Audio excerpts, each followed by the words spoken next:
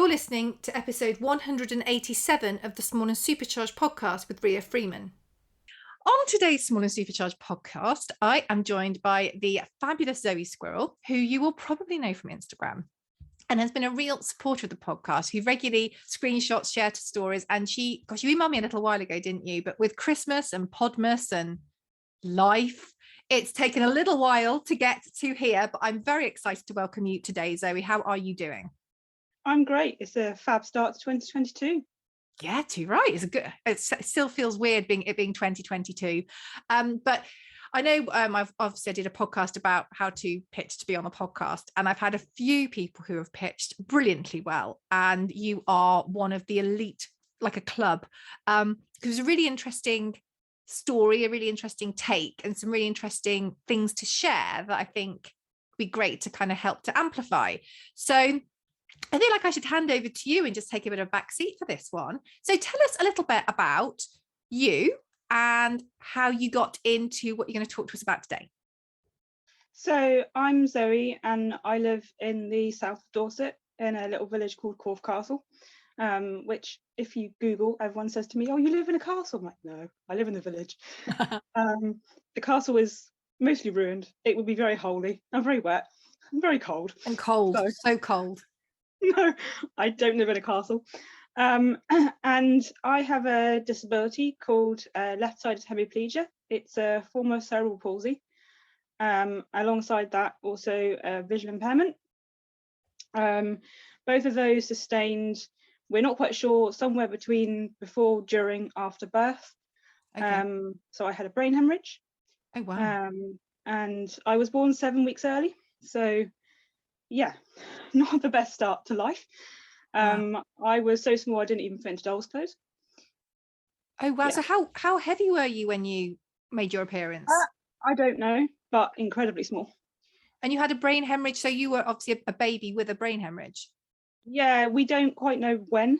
Oh my gosh. When it was sustained, but obviously because I was so small, I spent quite a lot of time in an incubator and things like that. So, gosh, that must have been a terrifying time for your parents. I've got two young boys, and touch wood, they've never had anything serious happen to them in their world. I mean, I'm gripping onto the table now, but I can only imagine coming 7 weeks early is scary anyway for a parent, let alone, gosh, with these issues as well. Yeah, and I think at the time, so I'm 32, so technology was a lot different then to what it is now. So yeah, I can fully imagine. Very, very scary. So I had the diagnosis reasonably early, although I didn't walk until I was about 2.5. Okay. So I walked quite late, kind of developed quite late, but I've had therapy all my life. And when I was 7, my cousin plonked me on her lone pony. Okay. And that's kind of where my riding journey started, because I wanted to ride ponies. Well, horses can be incredible for people with physical disabilities. I used to, in a previous life, when I used to teach riding, we used to have quite a few RDA groups and some with lots of children. And it was genuinely one of the best bits of the job to see these children who normally would need like wheelchairs or frames or help. On a horse, you're free, you're the same as everyone else. You are, and also it's very good for like joint mobility and things. I know you're going to tell us more about this, but it has lots of benefits as well as the mental benefits. Yeah, absolutely. So riding in its basic terms, so hippotherapy, the horse's movement simulates the same movement in the human's hips. Okay. So hence, basically, you have to create your own stability on a horse, but it kind of forces you to be even if you're not even. Okay. Because it moves in the same plane. So, it moves in the same pattern as a horse's hips move in the same pattern as a normal human's hips. So if you're like, for me, I'm really one-sided. That's where my disability is. So my left side is really weak. So it means that I have to move more symmetrically, otherwise I fall off one side. Okay. And it basically, it's kind of that innate thing, isn't it? You don't want to fall off, so you kind of learn to stabilize yourself. And initially with the RDA, you'd have a leader, two side walkers, to kind of hold you on, but they're there kind of as an aid, as opposed to like an aid to help your body learn.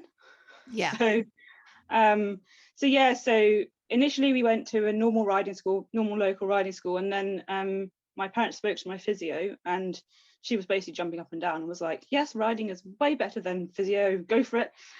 So she put us in contact with a riding for disabled, and that's how I spent initially my Saturdays. And then I was really lucky that when I outgrew the ponies, I needed to move on, but the only group that had better ponies, or I don't know, they were basically an adult group, and they rode on Wednesdays. So I couldn't do that because I was at school, but all my school teachers, they changed all the timetables. So I had PE on a Wednesday afternoon. Oh wow. So I went riding. Yeah. Oh yeah, wow. right the way through, from I was probably like 11. So 11 to 18. We had a completely shifted time. They shifted the timetable for the whole school. So I had PE on a Wednesday afternoon. That is really amazing. So you said you started riding at 7, you were plonked on a pony, and then you started with the RDA and started to progress through them. Yes, absolutely. So it became quickly apparent that it was both therapy, but I also wanted to learn. So they taught me to ride alongside it. And I did some of the riding and horse care qualifications through the RDA. Just really basic, simple things, but they gave me a real kind of purpose. They gave me a real brilliant grounding. I did my GCSE PE and did riding as part of that. That was kind of if we're going to do this, then riding's got to be part of it. So riding was a big part of, well, still is a big part of my life, but it was a big part of my life growing up. Those 20 minutes, half an hour on a horse once a week were like my focal point, really, apart from my studies. But the riding, I think, made the studies possible because they gave me a purpose. And it's a bit like now, the riding makes me want to be motivated for life. Makes me want to get out of bed and go to the gym or do my physio, or and as much as all that stuff is for the riding, it's actually for my mobility as well, like, because as I grow older, the symptoms of my cerebral palsy will get worse. Not that cerebral palsy as is, so the brain hemorrhage won't get worse, but the symptoms of it, so tight muscles and things, will get worse as I get older. It's like a really sped up aging process in a way. Right. So actually, by doing all this stuff, by riding horses, by going to the gym, by being active, basically, it should slow it down, hopefully.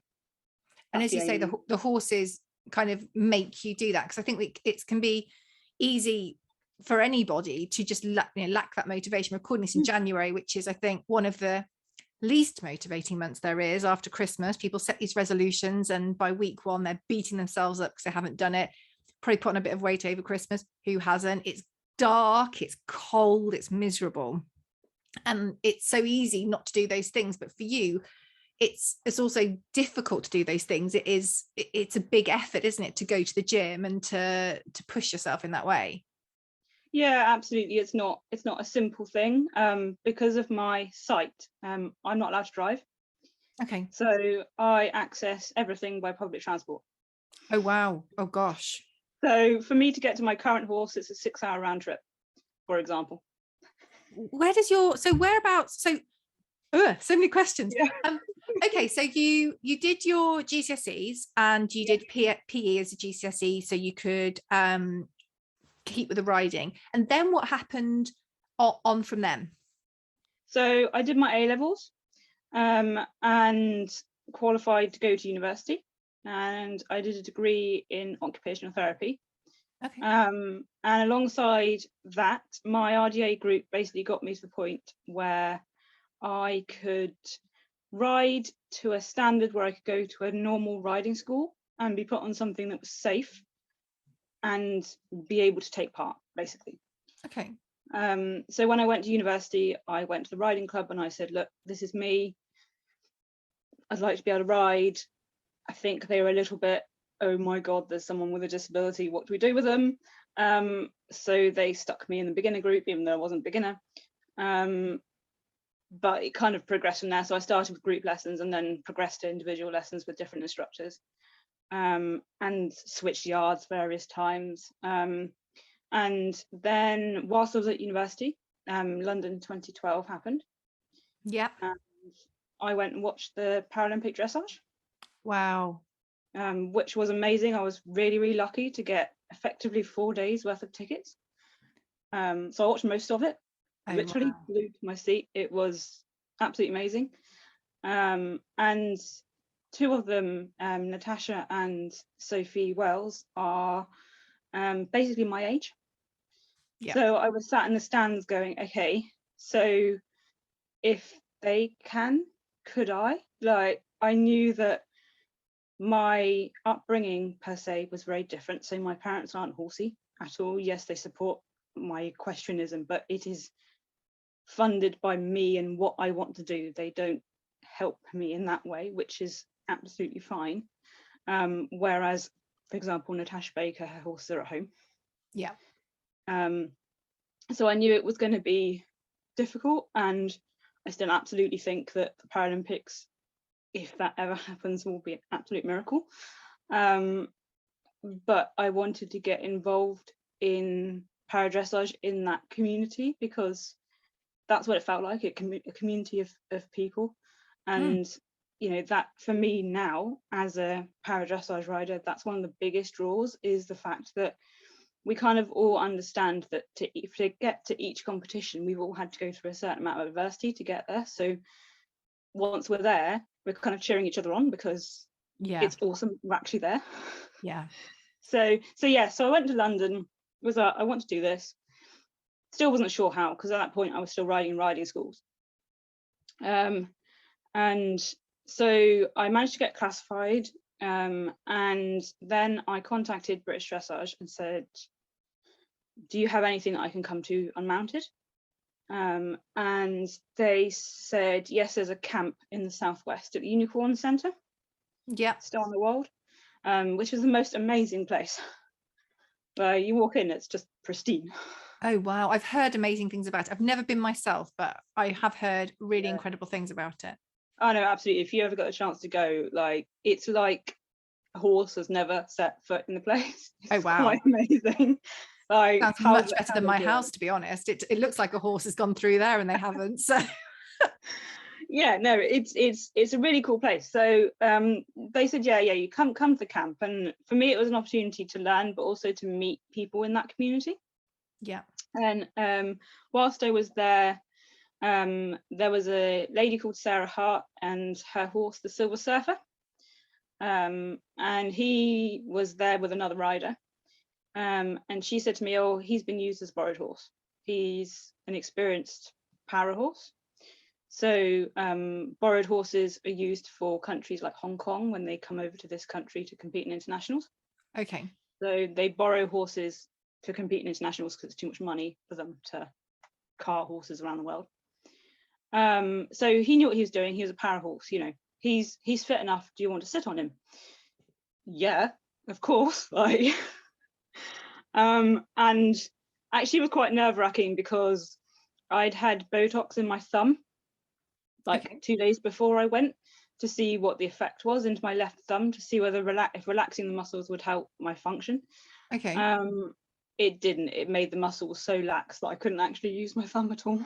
Oh wow. So I was in this new environment with this new horse, and I was like, I can't grip the reins. Oh gosh.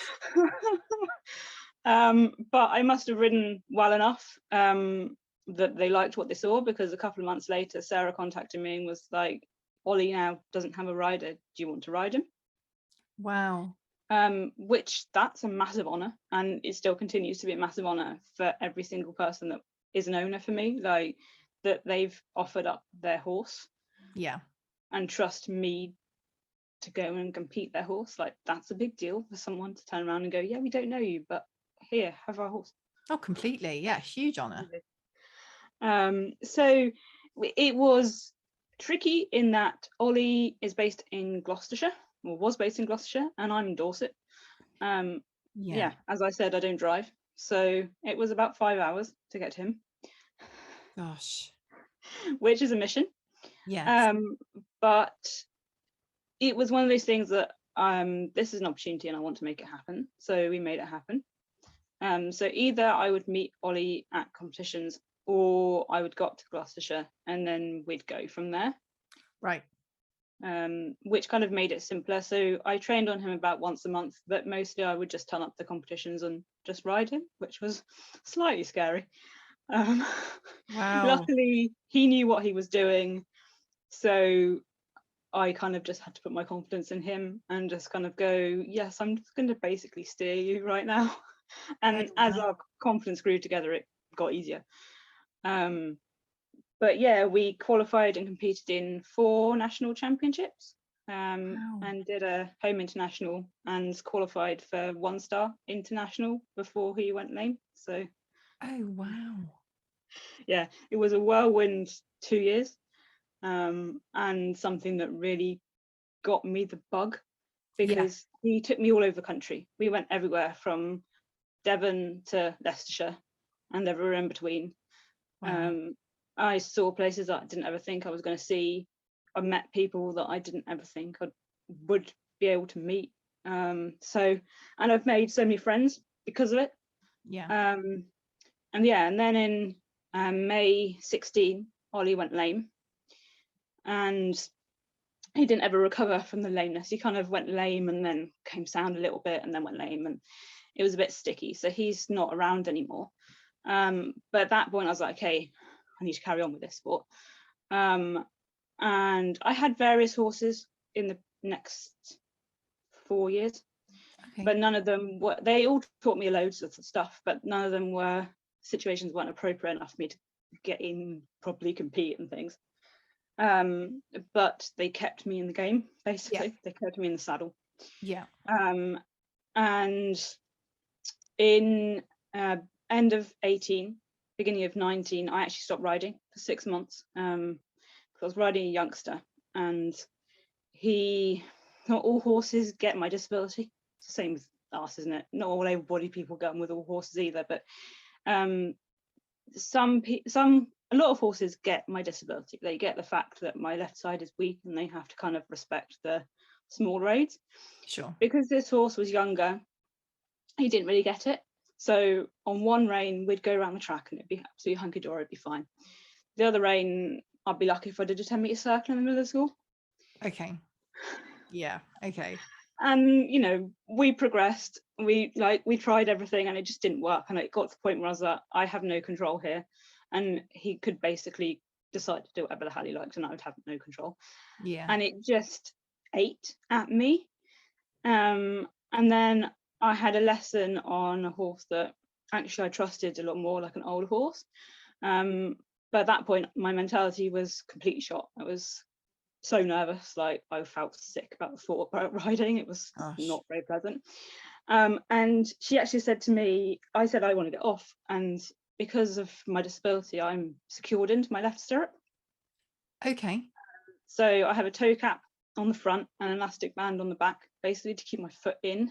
If I were to come off, the band would snap and it would set me free. A bit like a safety stirrup, kind of. The kind of idea of like the peacock, the old ones with the rubber band up the side. So that idea, but different.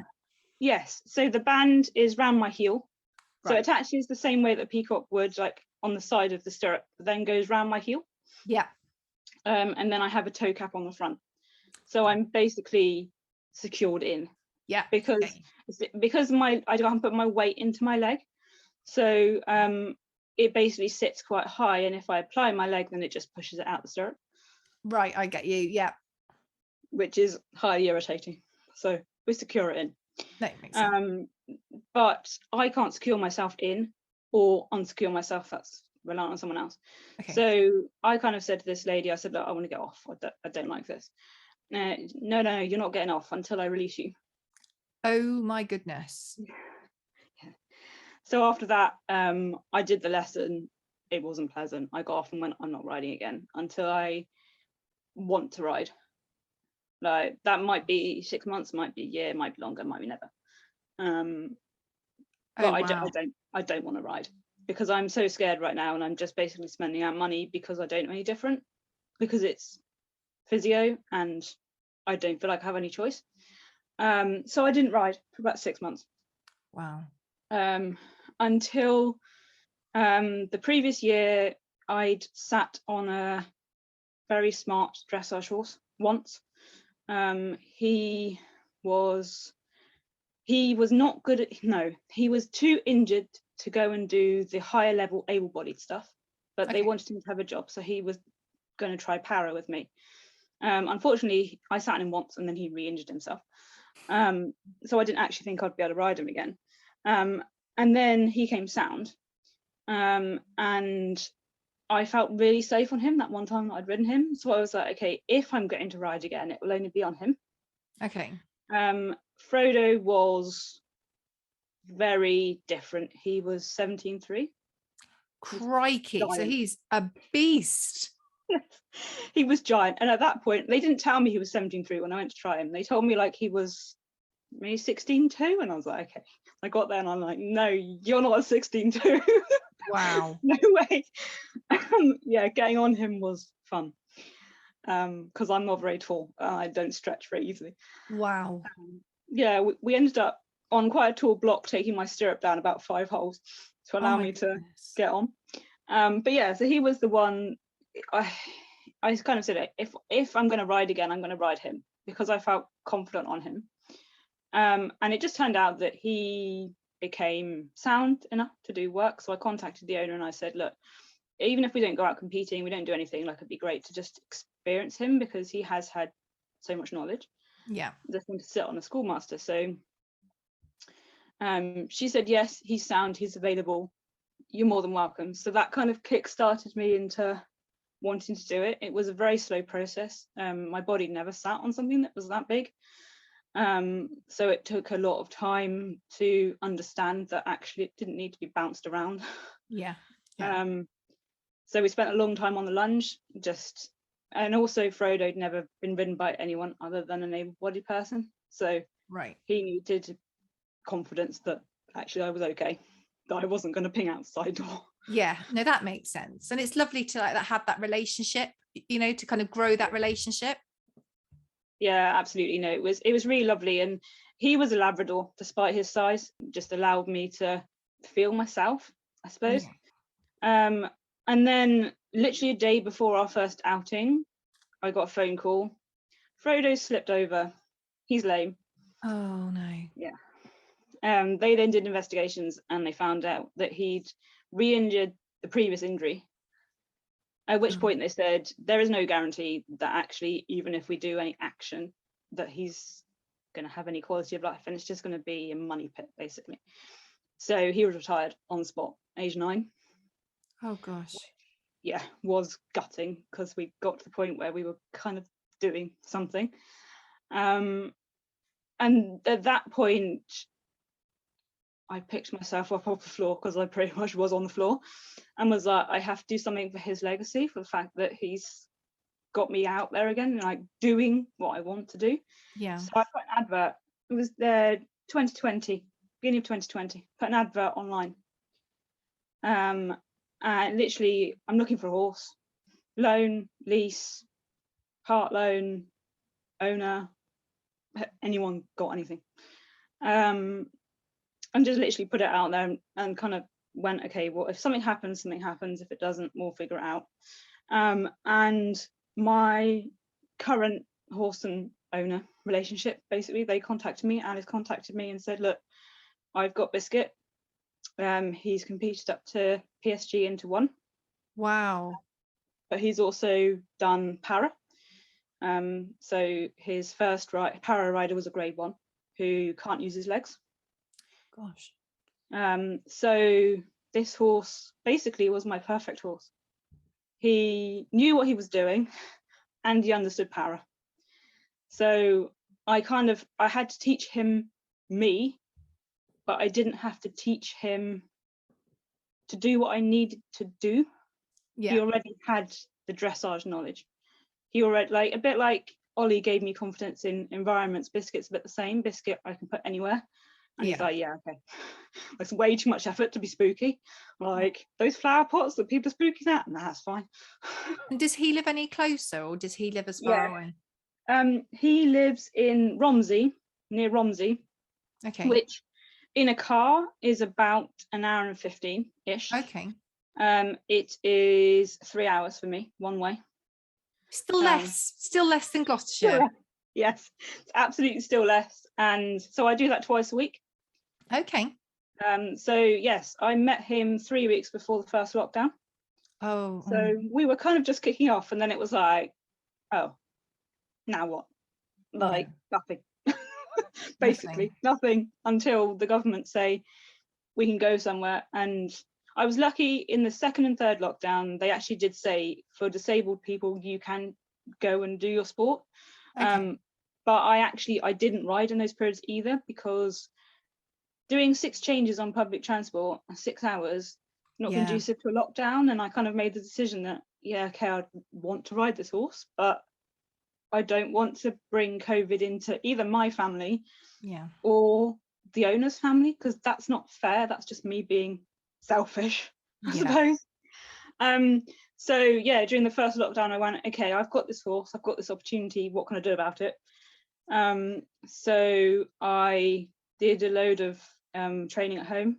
I set up a turbo trainer with one of my dad's bicycles in the garden and in the conservatory, and so I cycled quite regularly. Amazing. And I found at kind of the same time I found the Activate Your Seat bungee. Oh, Maeve, love Maeve. Yeah. And I didn't think initially, it took me quite a while to kind of persuade myself that actually I could do it, because I didn't think I'd be able to work under resistance. I thought my body wouldn't have the stability for it, but actually having the resistance actually really helps me, because it gives me a form of stability. No, it is a piece of kit. It's a really good piece of kit. Yeah, it's great. It kind of travels with me to Biscuit now as well, so I'll warm up in it. Oh, that's cool. Yeah, it's super. So I kind of was like, I've got to take advantage of these times that we are in lockdown. Yes, they were incredibly difficult, because I've ridden for 20 years and my body's so used to riding, and not riding, it kind of went, what are you doing? Excuse me, I need this movement now. And so I got quite sore, but it's got small consequences, isn't it? As I said, it gave me the motivation, and we kind of had planned that potentially last year we were going to go and try and go international, and it didn't happen. We just didn't have the time to qualify, but we qualified for the Winter Nationals last year. They were meant to be in February. They ended up being in May.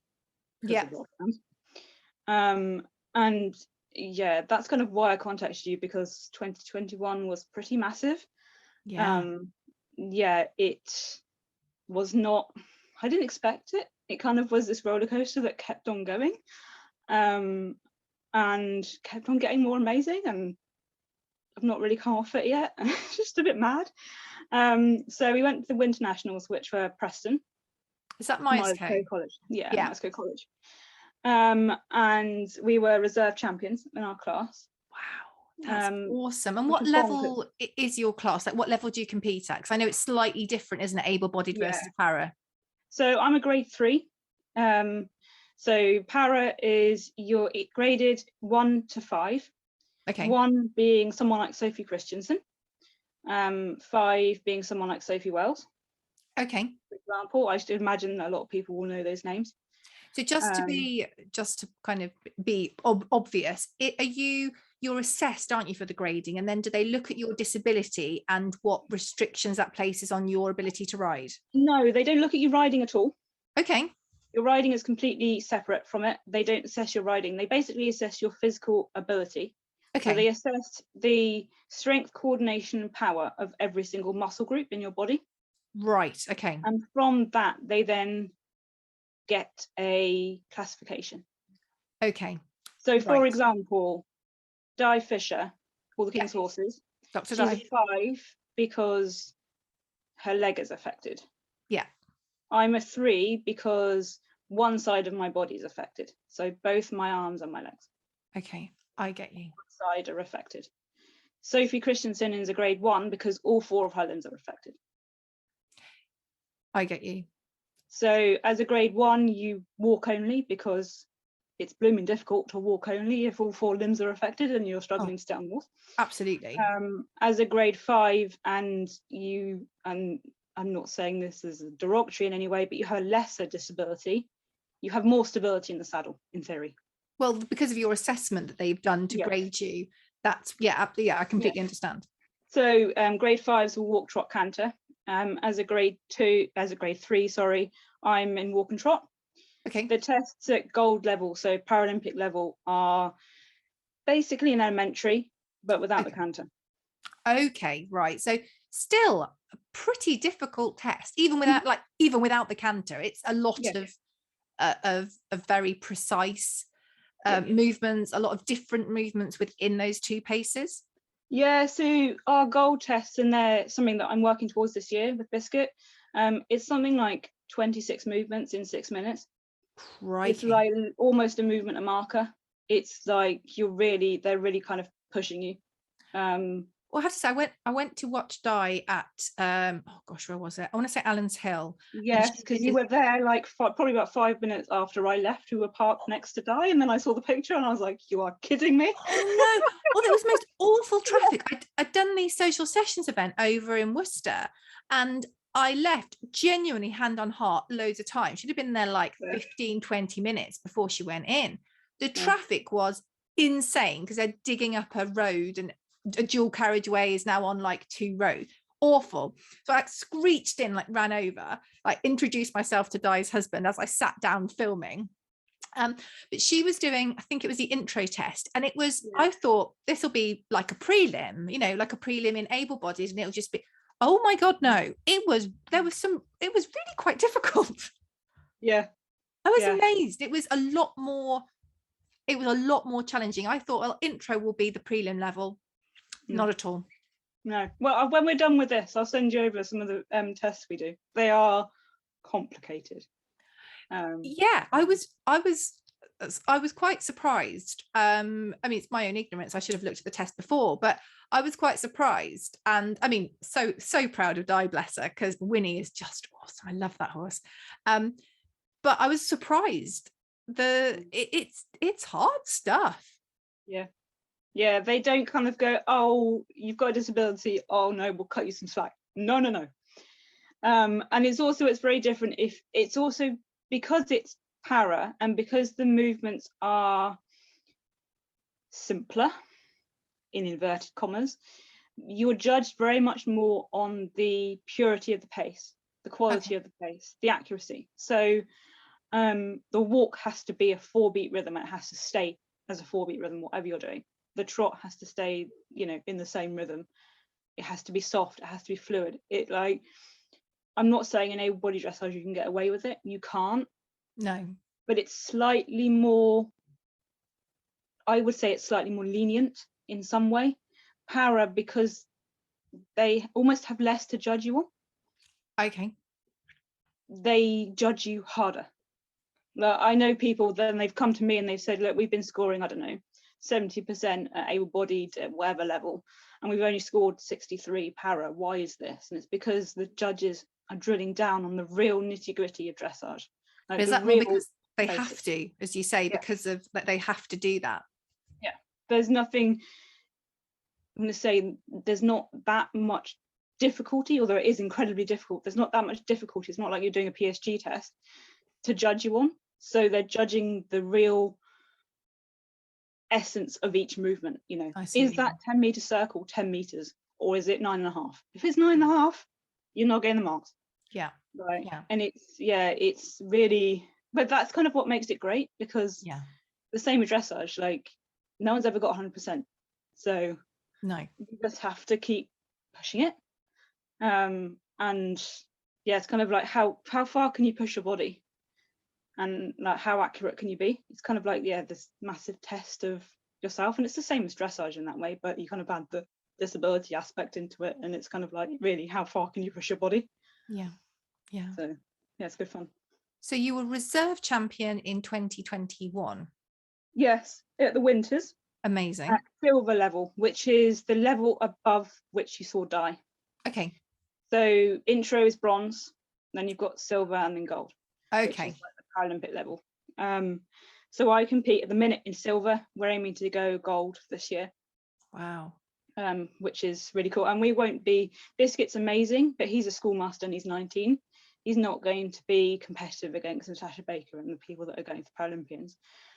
But he is going to give me experience.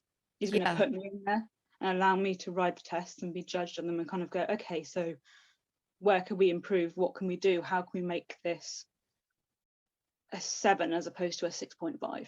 Yeah, definitely. He's going to give me that option.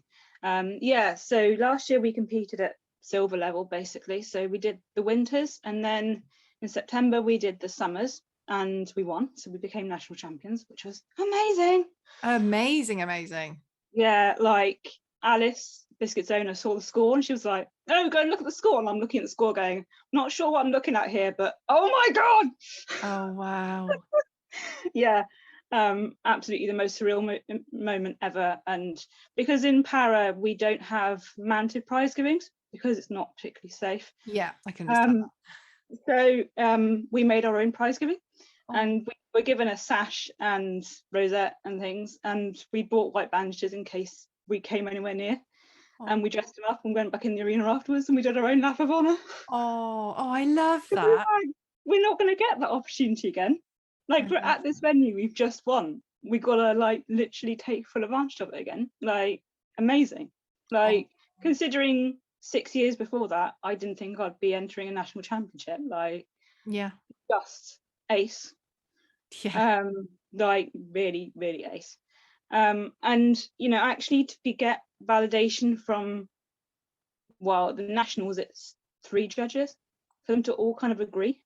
Like, that's pretty big too, to go into a test and they're all kind of similar marks. And it's kind of validation for the work you're doing in a way, when it's, you know, it's great validation when it's 1 judge, but when 3 judges agree, it's even bigger validation, really. And then from those scores, because we gained the scores, we went forward for selection to compete at 1 star internationally. Wow. And again, it's down to selection, so you're not guaranteed to be selected even if you get the marks. But we were really lucky to be selected for Bishop Burton in August and Kiso in October. Which, that was pretty surreal too. Again, 6 years beforehand when I qualified for Ollie and it didn't kind of work, it was kind of like, I'm come full circle because I'm actually here doing it. And to trot down the centre line with your GB flag on your jacket, that's the best feeling ever. Like, you just live off it. It's just, that's always been my aim, to get internationally. Like, yes, I want it again, but if it doesn't happen, I can always call myself an international rider. Definitely. Like, that's, it's bonkers. Gives me shivers like talking about it. It's it was really cool. And again, that's 5 judges. Wow. And they're international judges, and a lot of them have been to like Paralympic Games and stuff. So again, it's validation from 5 judges that you're doing okay. And like, at national championship and international level last year, we didn't score below 67%. Wow. It took 4 years, and that's ace. Like, to be so consistent, like, just, that's awesome. Really awesome. And it's kind of made me put myself forward a little bit more. So like things like this podcast, and like I've just done a recording for a radio station locally and things like that, and it's kind of made me want to put it out there because I didn't think it was possible, and I kind of stuck with it, and something inside me just went, nah, just keep going. Just like, really cool. Something's going to happen somewhere. And it's really cool. And what have you got coming up for this year? Because obviously we're 2022 now. What kind of plans have you got for this year from dressage? And also, like, I know you're really passionate about spreading kind of disability awareness so people are more aware. So how's that looking for you over the next year? So we are hoping to step up a level to gold level this year. And which means that if we can, we'll be selected for 2-star instead of 1-star internationally. So we'll go up a level.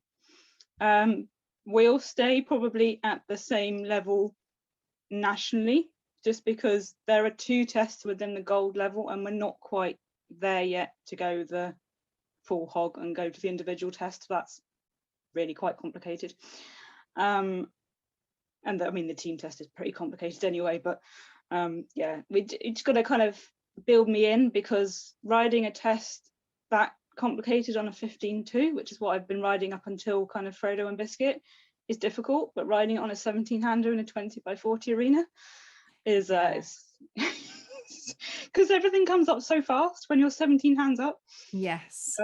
It's so quick, so it's going to be a massive learning curve for me, and that's kind of my aim really for this year, is just to learn. And Biscuit's 19, we've got no guarantee of how long he's going to be safe and sound and happy for, so every opportunity you can give me will be a bonus. Like last year, he took me to the beach in December last year, my birthday, which was bonkers. Again, like I've always wanted to ride on the beach, and yeah, it was just so cool. So like, yeah, like literally every opportunity you can give me will be a bonus. Yeah. And in terms of the accessibility and disability awareness, I'll continue to put things up online around it. I keep meaning to put something up about reels, because I've got a bit of a bugbear about reels.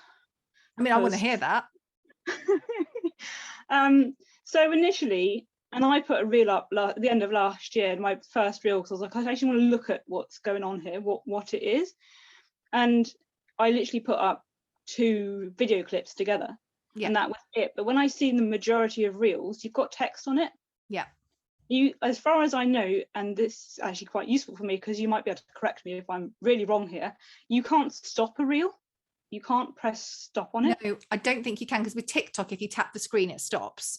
Yeah. I don't think you can with reel. I don't think so. I mean, I've tried actually a few times and ended up doing something crazy. So yeah, I think I've ended up, yeah. I don't think you can. So like, if you put a lot of text on the reels, because they happen so quickly and because they're so short, I can't read them.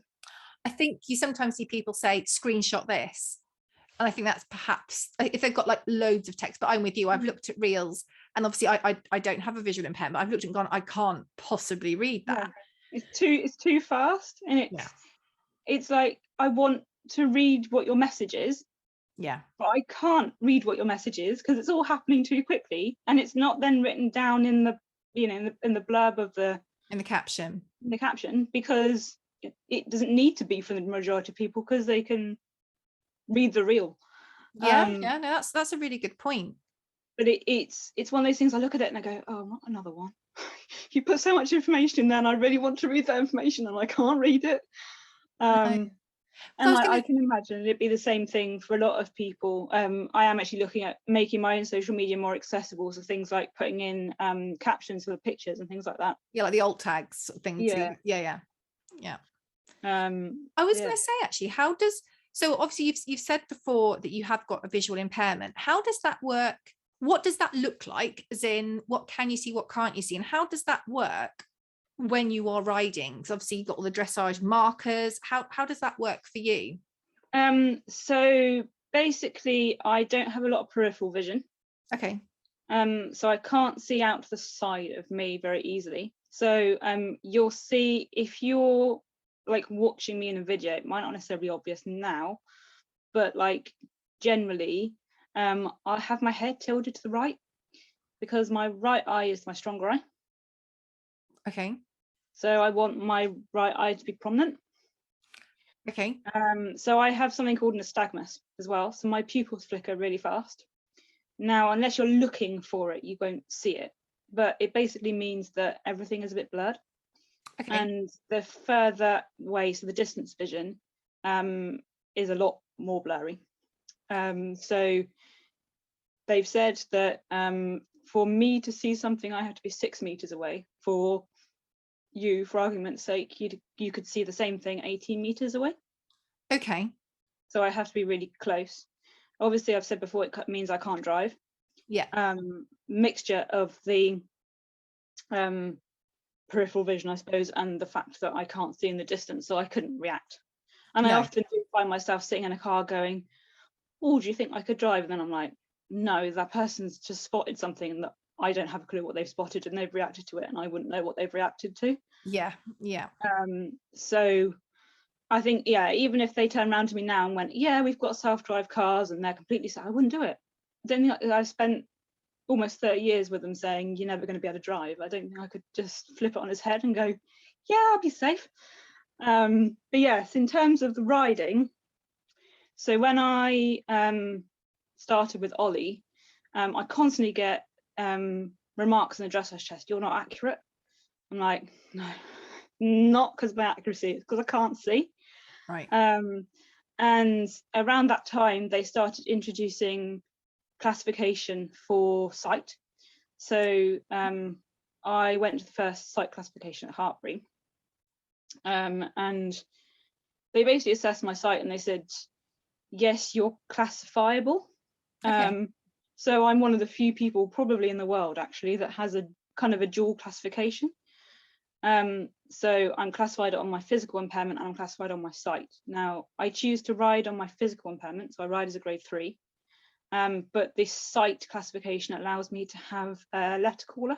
So Biscuit's owner, Alice, will stand at the edge of the arena and she'll shout the letters at me. As you're riding up to them? Yeah. So if I'm going past it and I'm not doing a movement there, she'll say it once. If I'm doing a movement or a transition at that marker, she'll say it 3 times. Okay. So that I can orientate myself. And since riding Biscuit, I haven't got one accuracy comment, which shows that it works. Well, absolutely. If you can't see something until you're actually quite close to it, you can't be preparing that movement and doing like the half halting and getting yourself sorted. No. Because if you don't see it until you're there, you've missed out on all that prep time, haven't you? Yeah, and often I won't, because I can't see peripherally, I literally won't see it until I'm right on top of it. Yeah. And also for me, I found that with the riding, the faster I'm going, the less I see. Okay, right. So if I'm walking, I can predict a lot better. Yeah. If I'm trotting or if I'm cantering, I don't do a huge amount of canter, but that's again something we want to work on, because I just find it tricky. I just don't see in any way clarity, right. because I'm going too quick. Some people that are blind or visually impaired, they use counting of strides. So they'll count the strides between the different markers and know that it takes, I don't know, 5 strides to get between one marker and another. Then it takes another 6 strides to do a half circle, things like that. Right. But for me, because Biscuit is incredibly clever, he's probably one of the few horses I've ever met that he reacts very differently to different surfaces. Okay. So at home, he'll feel quite flat, and you take him out to like probably an indoor surface more than anything else, and he suddenly becomes really pingy. And so strides change. Yeah, strides change, and I'm like, I can't then focus on the strides and the test and the calling and everything. Like my brain would just explode. Yeah, it's a lot. It's a lot. Yeah. So I go with Alice calling the letters for me. Yeah. Which means that she used to be quite on it, and she said to me before, she's like, I'm dyslexic. Well, it doesn't matter, even if you just shout letter at me, it doesn't really matter. Like, you're not meant to. But she's like, she often like yell the wrong letter at me, and I'm like, what did you just say? Oh, bless her. Was that? But it doesn't matter, because I just need the cue. You need to know when something's coming up that you can either trot past, or you can, orientate yourself, as you said. Yeah, and as long as she's not obviously allowed to communicate with me in terms of training, but like saying letter at me isn't going to get me eliminated. It's just, that's not a significance really. But yeah, it's made a big difference. And for things like hacking and stuff, at the moment, and I don't know whether it'll ever be reality, but I won't hack without her on the ground. Yeah. Just because I'm much more reactionary in a big open space, because of my sight loss, I hear everything magnified. Right. Okay. I am crazily noise sensitive, so I hear everything. Right. So if you're riding, I suppose there's the possibility that if you're getting very tense because you're hearing everything, I imagine that's quite scary actually for you, but also you then pass it on to the horse and then you've got perhaps an issue on your hands. Yes, absolutely. Like Biscuit sometimes will still feel me jumping and just be like, you can just hear this kind of speech bubble coming. What are you jumping at? Like, what are you doing? Like he's got used to it. Initially, he was a bit like perturbed by it, and I said to Alice that I want to work hard at it because I don't want him to be worried by it, because he's not worried by it. So I don't want it to become an issue because it's not fair on him, because it wasn't an issue before. So in a warm-up arena, I will use a headset, and that's been an absolute game changer. Right. Because that means that I've got Alice in my ear, so she can tell me exactly where the horses are. Because I would just freeze basically in a warm-up arena. There were horses moving around me because I could hear them but couldn't see them. Yes, yeah. So Alice will tell me, as well as kind of training me a bit, she'll tell me where the different horses are. Yeah. And then when we take the headset out, when we take boots off and things, she'll stand in the middle of the arena with a tabard on, and she'll literally yell at me. I don't know, grey horse to your left, black horse to your right, the chestnut stopped in front of you, that kind of thing. And it really helps because it means that I can orientate myself, but it also means that the people in the warm-up arena also know that I have an issue. Yes, yeah, absolutely. So hopefully give you a little bit of a wider berth and maybe ride a little bit more with more awareness perhaps. Yeah, absolutely. And I'll put a big tabard on, and it just has blind rider on the back. And although yes, I'm not blind, if I put visually impaired rider on, it's more for people to read, whereas blind it's really obvious. And actually, again, it just gives me more of a comfort that people have seen it, because it's blindingly obvious. Like it's big on a fluorescent tabard, like people can't miss it. So yeah, it just gives me a bit more confidence that I can do it. And those things have really helped me this year with the riding, or last year with the riding, and they'll continue to do the same. So, and in terms of your, as you said, when you go out on a hack, for example, one of the big things is that you can't see particularly well, but you can hear very well. With having that weakness on your left side, do you do anything differently to, I won't say compensate for that, but especially if you're out hacking, how do you have different equipment, or how does that work? So I ride with loop reins. Okay. Out hacking and in the arena. So with Biscuit, we found that I actually have 3 loops on each side. Yep. They're basically on a normal leather rein, and the leather rein has holes up the rein. And then the loops have buckles on, so you can move them up and down. So we found that I have, with Biscuit, I said 3 loops. So one is on a stretch setting, one is on just a normal work setting, and one is on we're going to go in a competition frame setting. Right, sure. And I've learnt through time to change the loops, because my grip on my left side isn't strong at all. In fact, some days it kind of just goes, you want me to grip? No. But having that loop allows you to maintain that contact, even if your grip isn't 100%. Yeah, absolutely. If I just were to hold on to a normal rein, any sort of pressure and my grip would release. Okay. With the loops, I've got something to hold on to. Yeah. It's kind of pressure against the grip in a way. It kind of holds it in place. But yeah, so when I'm competing, for example, if I'm doing a free walk, I won't ever release the rein. I'll lean forward. Okay. Because I know that I am 9 times out of 10, I won't be able to get the reins up again. Because you need to keep the loop. I see what you mean. So yeah, if you free walk on a long rein, usually as an able-bodied rider, you let the reins slide basically right the way through your hands, so your horse has got his head very, very low, and then you pick the reins back up again. I see. So you would lean forward to create the free walk, but in a way that allowed you to still have that control when you needed to regain it. Yes, absolutely. Out hacking, again, I'll just hold the third loops. So Biscuit has his head a bit more, but I wouldn't go out without the hacking, without the loops, because if I do need to pick up a rein contact quickly, then I've got the option. Yeah. And as I said, my left foot is secured in with a toe cap and elastic band. And I also have a stirrup to girth strap. So my foot can't slide back too far. So left to its own devices, basically my body, because my left lower leg is very weak.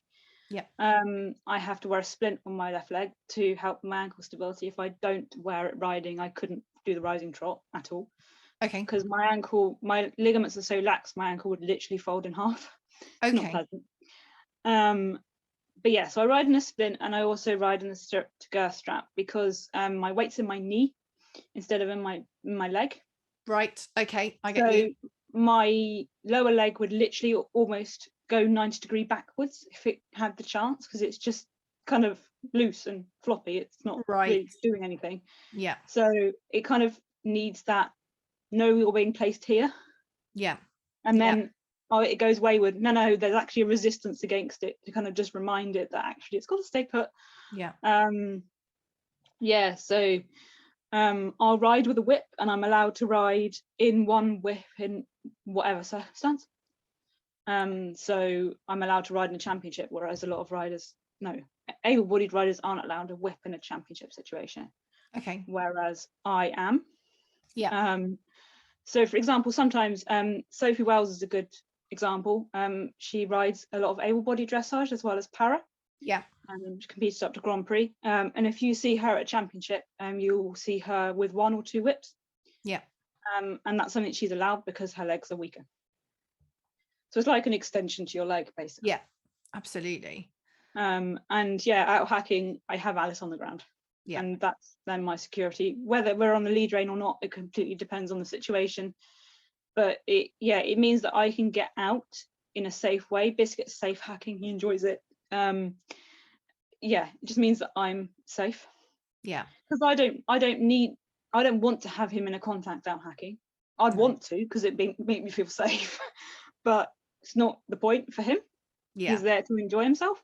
So by having Alice on the ground, it means that I can have a longer rein and he can go hacking. No, definitely. And also I can then be secure because I know that I've got the kit, basically. No, definitely. I mean, wow, I've learned loads. Is there anything else you would like to share before I let you carry on and live your life? Obviously, we need to be following you on Instagram, so I'm going to ask you for your Instagram handle. But is there anything you want us to learn from your experience that you would be a really good message for people to take on to make what they do more accessible or be more aware of things and more supportive? I mean, initially, I would say in terms of accessibility, just be open to it. Look at what you're posting and see whether you can find another way of making it more accessible to more people, or even out and about, if you've got friends or family or things that have different mobility or sensory or any kind of additional need, I suppose, and look at where you want to take them and see whether you can make that experience better for them. Yeah. Sometimes, for example, putting someone in a noisy restaurant, I've not twigged this until really recently, but I've always been really triggered by a noisy restaurant and never known why. Right. Until I put 2 and 2 together and went, okay, I'm stupidly noise sensitive. It feels like there's just noise coming out my ears. Yeah. That's why I don't feel safe. That's why I don't like it. And then I'm sat in this place and I'm like, I can't hear what people are saying because I can't drown out the noise. Yes. It might be the same for people with people that are on the autistic spectrum disorder or anyone really. Just be a bit more mindful to it, because so many people are experiencing additional needs even if they're not obvious. Yeah, no, definitely. I think sometimes as well we feel like we maybe shouldn't ask questions, but would you say that it is important that people ask? So in these situations, if you're saying, oh, we'll go out to lunch, and you're saying, oh, great, yay, thinking this is going to be horrific for me, but they're doing a nice thing. Do you know what I mean? I wonder if sometimes some things that happen aren't from deliberate. Oh no, absolutely. I don't think any of it is deliberate. It's just a lot of these things are normal things. Like it's normal to go out to lunch, or not necessarily now. Not now, Christ, no, not now. But in olden times, pre-COVID, absolutely. Yeah, it's normal to go out. But actually, no, ask questions. If you're unsure about anything, I've had this discussion with many people actually recently about you know, whether you'd be okay to have questions asked, or whether you could be a role model, and like, should you be a role model as a disabled person? And like, from my perspective, is that if someone's got a question to ask, you should allow them to ask the question, because if they are brave enough to ask the question, then they've got to the point where they want to know the answer. Yeah. So, you know, they could be hiding it, and in which case you wouldn't know. But actually, if they're brave enough to ask the question, then I feel it's like my job to educate them in that sense.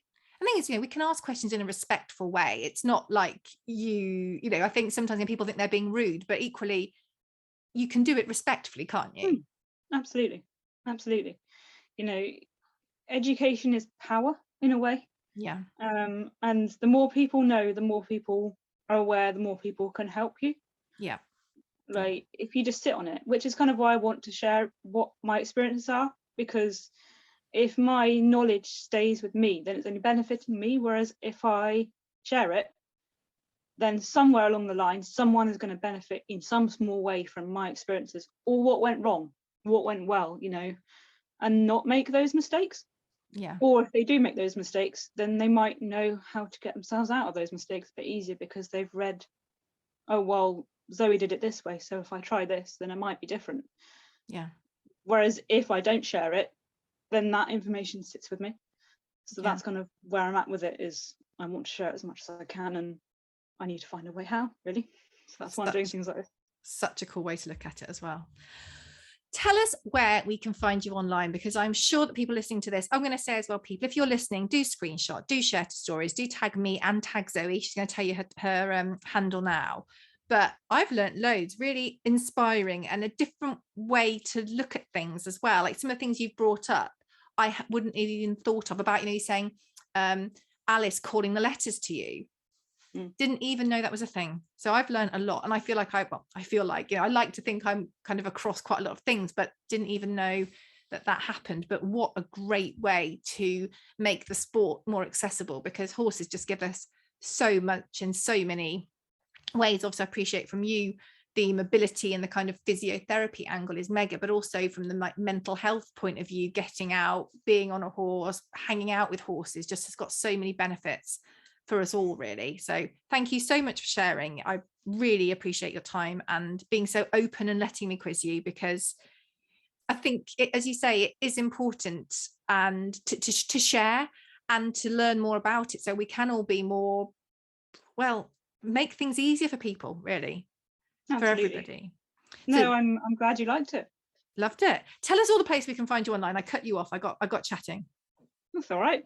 So I'm on Instagram. I think it's Zoe_Squirrell. Squirrel with 2 R's and 2 L's.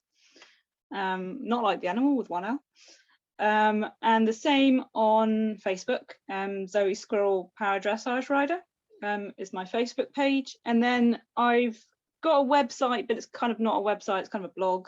Okay. Which, again, if you type Zoe Squirrell Para Dressage Rider into Google, you should come up with a blog. It's a WordPress blog. Awesome. Thank you so much for joining us today, Zoe. I've got plenty of food for thought there. And as I said, do screenshot, do share to stories. Let us know if you've tuned in. Thanks so much for your time, Zoe. It's been great. Thank you for having me.